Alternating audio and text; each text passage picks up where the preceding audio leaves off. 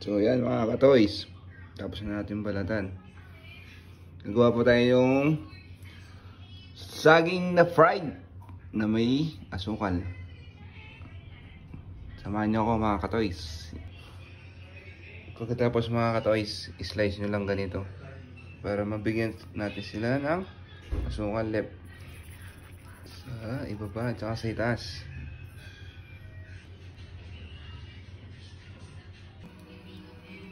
Yan mga katoys, luluto na natin. Fire lang po para lutong-luto po pati sa loob. Right, banana. So ayan mga katoys, pwede lang po mag brownies. Okay, medyo toasted. Yan. Malapit na mga katoys.